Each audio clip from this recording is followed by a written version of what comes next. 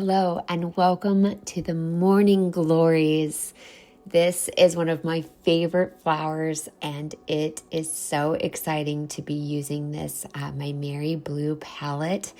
This collection of colors was made for burgundy and yellow and pinks and purples, pretty much every color in the garden that you want to create and enjoy can be done with these yellows, this yellow, this red, dragon's blood. Need I say more? Can we just get a standing ovation for dragon's blood? It's my favorite. So we'll be using all of those. And of course, my favorite Payne's Gray. I'm Sarah Simon, the Mint Gardener, and if you followed me for a while, you know how much I love Payne's Gray and also a soft blush, which is what I'm using right now.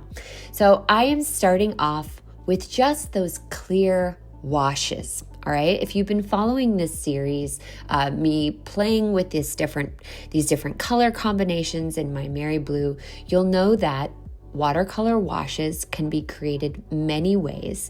And so far with our foxgloves and our previous project, we created washes right from our palette with about 80% water, 20% paint. You can see these first washes that I'm doing with the Morning Glories are a little bit different. I'm starting with the clear wash water from my teacup. Now you can see it's not completely clear. And for me, I actually like to work with a little bit of that blush color already in the bottom of my teacup, just so that everyone can see what I'm doing and I can also see what I'm doing. You can see that we're getting this base color on, and by starting with a really pretty base wash of color that's just the remnants of what's in your jar, you're able to kind of get an idea of the composition of your piece. I counted out my blossoms. When I'm composing a new floral piece, I do like to use uneven numbers.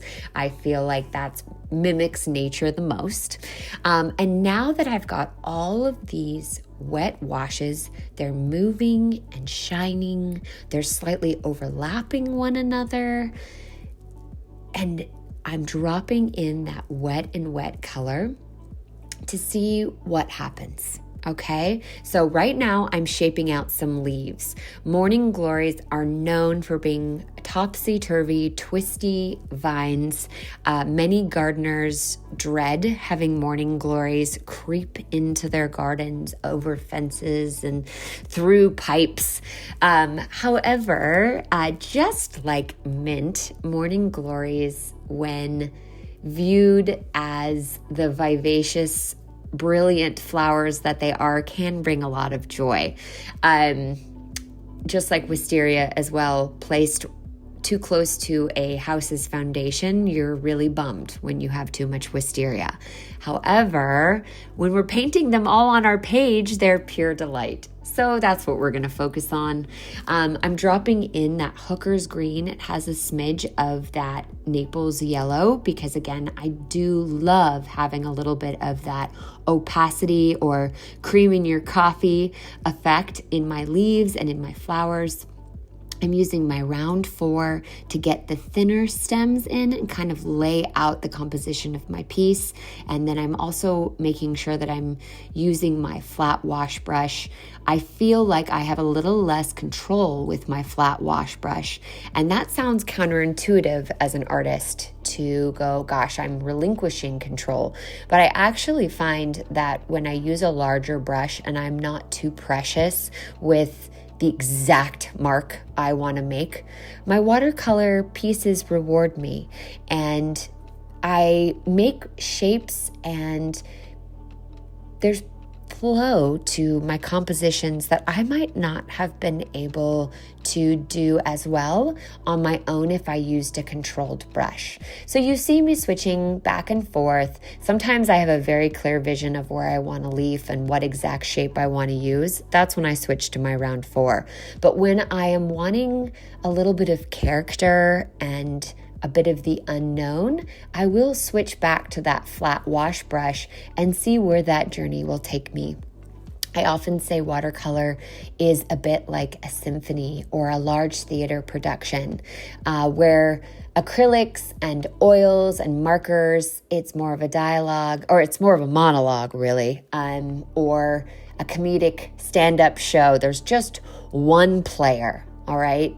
Because really what you do, the pressure's on, right? Or watercolor, I think, gets a bad rap and people say, oh, I'm so out of control. However, if you lean into the fact that you're not the only one in charge, the pressure is off a little bit. Your job as the painter is to suggest where color and light and shadow can play, where the paint and the paper and the paintbrush then get to respond. You are not a solo act. It is much more of a dialogue. You may be first violin, but you have a cello, you have drums, who knows? You can tell I'm not a musical person. Band, orchestra, whatever analogy helps you to see that you are not the star player. And that's a great thing. It allows you to play more with your watercolor.